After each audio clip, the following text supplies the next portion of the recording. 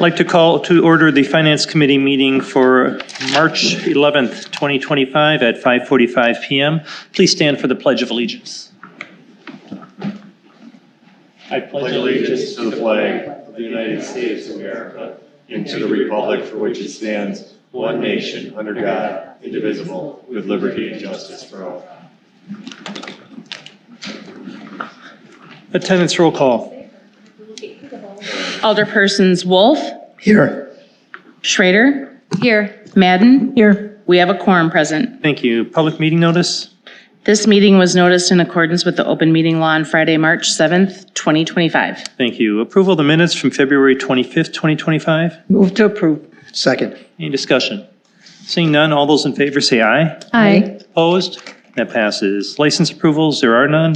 New business, recommend approval of the City of Muskego Parks and Recreation basketball, pickup ball, and tennis court reservation forms and fees. Move to approve. Second. Any questions? We have Tammy here if you have any. It's just updating fees. We haven't done it. It's some new forms and updating fees, which we haven't done in a while. Seeing none, all those in favor say aye. Aye. Opposed? That passes. Recommend approval of purchase of boat/motor/trailer package. Move to approve. Second. Tom, you want to come up here and explain what you're doing? I can't open anything. Or what you want to do, I should say.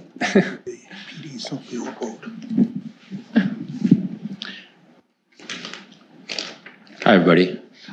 So the existing boat is, the motor on it has been having problems. We've had it in for repair. We've both staff and taken in an MW to try to be repaired. It doesn't run on all of the cylinders. And we need that boat for clearing obstructions at the boat launches. We're a city with 3 large lakes, and we need to work on the lake, and it's Ryan's crew that does a lot of this work at this point. I used to move a lot of bogs on Big Muskego Lake. I'm kind of out of the bog business now, but excuse me, my phone is ringing. That was a spam call. So we needed to get definitely a new motor, and the existing boat is not for the type of motor we need to get to be able to work in shallow water, a surface drive motor. We could not use the existing boat. So we came up with a budget to get what we needed, and I've shopped around. We found these surface drive motors that are air cooled, which is good for working in shallow water because a conventional outboard motor pulls in sediment when working in shallow water, and it can overheat. And that might have been part of the problem with the existing boat that we even had. So shopped around, found these surface drive motors. The one that was selected is especially favorable because it has full reverse power, which will come in very handy when we're trying to tow out these bogs that literally will plug our boat ramps. And so that is the rig that is going to work well. It's from a local vendor who's, if we have issues with it, we can take that to them. They're in Eagle, Wisconsin. And all of the other packages that I researched came in right in that same range, from 23 to a little over 25,000. This is within the $25,000 requested budget. So, quick synopsis. Originally, he came to Capitol. He just wanted a motor for the boat. He was going to use the existing boat, put a new motor on it. The motor that we decided we needed best on that wouldn't work on that boat. However, I'm guessing the motor that you are picking is less expensive than the one we were originally thinking. And the combination of the boat motor, you're able to do it within the budget that we had approved during the capital budget. And he had gone out and looks like you got 5 quotes. And you're recommending the one from ZMAX Waterfall, correct? Correct. Any other questions? Well, it says in here replacement of motor and trailer. The motor and trailer, I'm sorry, yes. The original Okay. capital was motor and Okay. trailer. Now he's doing motor, boat, and trailer. Okay, so it'll be with a trailer too. Hey, I just got one question. I see it's painted steel versus galvanized. Is that gonna make any difference on longevity? It's very light. This boat would be kept in cold storage, would be out of the weather. So I think that a painted steel trailer has got a pretty good longevity. Is this just a trailer that's? The boat is aluminum. Okay. And the thing about the boat, it's sturdier. It's a heavier gauge, thicker gauged aluminum than the boat we have now. Like I was saying, the boat we have now just does not pair up with that type of motor. It's undersized. We would not be able to get the same horsepower to do the work that we need to do. I've got, to answer your question, Rob, I've got a number of boats and almost all of them are painted steel. They hold up fine. I've got one that's well over 30 years and it looks brand new. Just out of curiosity, how much does a bog typically weigh? Because the reason I'm asking, 40 We don't horsepower. lift them. The heavy equipment does at the ramp with the big backhoe with the. The reason I'm asking is because 40 horsepower doesn't seem like a lot. It's they, helping. They tow and we tow and push them, Okay, depending on where they are. so you're not towing them a far distance? Is that what I'm understanding? No, but you would never be able to lift them out of the water. It's like the tip of an iceberg. The part there's only like inches above the water, this floating bog, and the rest of it is saturated, very heavy root mass of cattails, and they're 2 feet plus thick. And so we get them to shore, and then the heavy equipment takes over to get them out of the water. Got it. Or they get towed to some other area of the lake where they don't cause problems. That's what I was thinking. If you're towing it to another area in the lake, I don't know, 40 horsepower doesn't seem like a lot? Oh, yeah, that'll do it. That is, Because okay. you're towing it, you're just moving it along. You're not lifting it out of the water. You're not tubing behind this thing. Yeah. The only thing I've been over a bog in a boat before, so. Alderman Schreiber. Yeah, I just wanted to say thank you to Tom for getting all these bids. I appreciate your due diligence on doing that, because that's what we like to see, that Okay. you guys are checking out prices, and this Yeah, I wanna get is the always best- other people's money we're spending, so. Yeah, I want to get the best deal. appreciate that. I mean, I've paid the taxes here too, so. Thank you. I want to get the best bang for the buck, so. Is the recommended one, is that the only one with the full power reverse? Yeah, actually, it's a good question. So there's other surface drives have a transmission that goes into reverse. This actually spins around the lower unit, and so that full force of forward is pushing when it goes backwards. In fact, the salesperson said they can even go, and we're going to do this. They can get up on plane in reverse with the boat. Yeah, don't do that. Which That's no, not- we don't need to go that fast, but it will have the power to move an obstruction a lot better than a conventional outboard, and better than a surface drive that has a transmission that only goes in reverse. It's not as powerful in reverse typically, but this design is different, and it will get more power in reverse. Any other questions? All right, all those in favor say aye. Aye. Opposed? That passes. Thank you. All right, recommend approval of a resolution to approve a revision to the 2025 capital budget for purchase for mowers. Move to approve. Second. Ryan, So originally I asked for the 120,000 for a mower that I thought would work for what we want to do in the future, as far as take over more responsibility to offset the cost of the landscaping boulevard contract. After the last 8 months of demoing, talking with other municipalities, having a piece of equipment in our shop, we found it to be not the solution we were looking for. It's very maintenance heavy. Instance, at once a week, there's 73 grease zerks that have to get hit on this mower. It's hydraulic driven instead of belt driven. There's problems. The catch for me was bigger, better, faster. But when it came down to it, this thing would have to drive down the road, and talking with other municipalities and other people that have it, they're finding issues to where it was cracking because of the overall weight.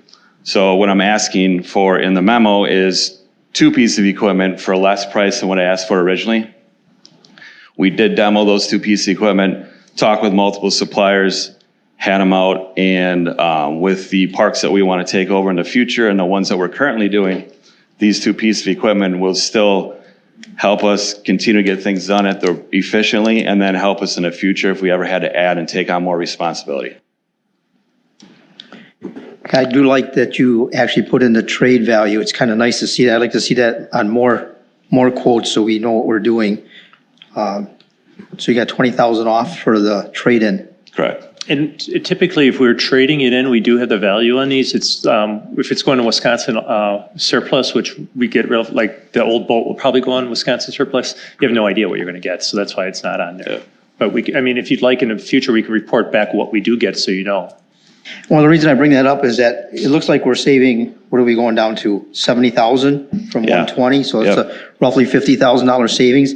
What I'm thinking is, and with my comment, is that I'd like to start some type of a escrow account that we move the savings into for road programs so that we don't get over budgeted next year or years to come, that we can start using this money to fix roads that are already in problems in Muskego. So we could actually do maybe another part of a project or a resurfacing or a patch with this money.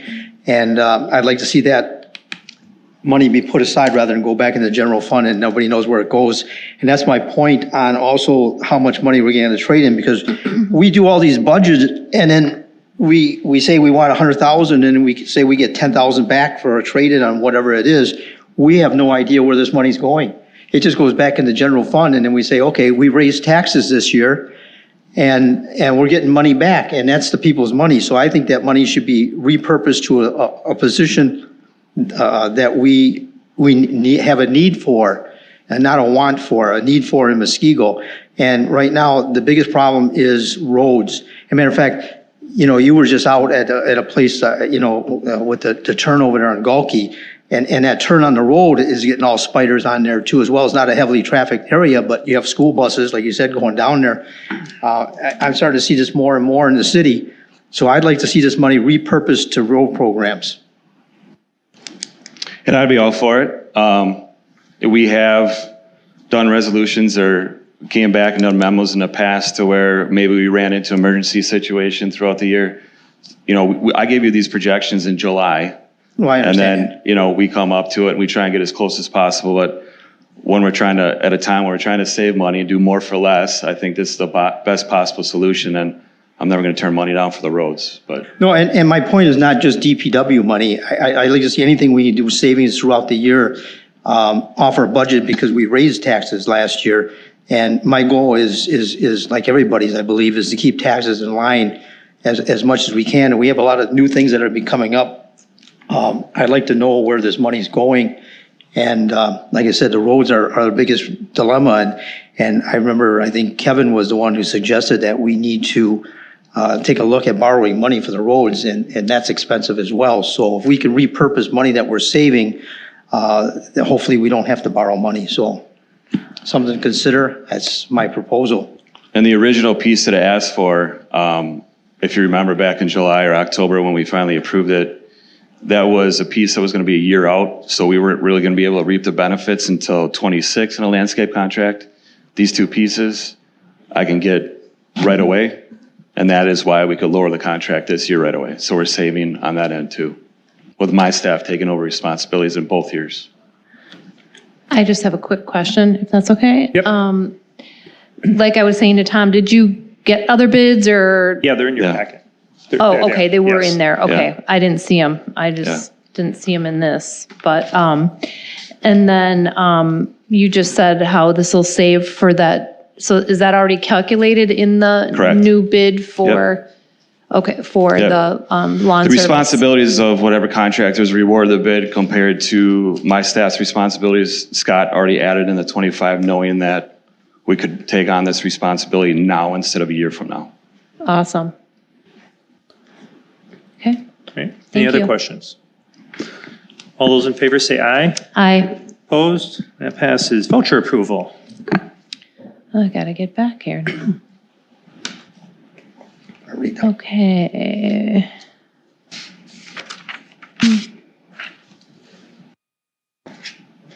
Okay, I'm sorry. Recommend approval of utility vouchers in the amount of $98,157.07. Second. Discussion. All those in favor say aye. Aye. Opposed? That passes.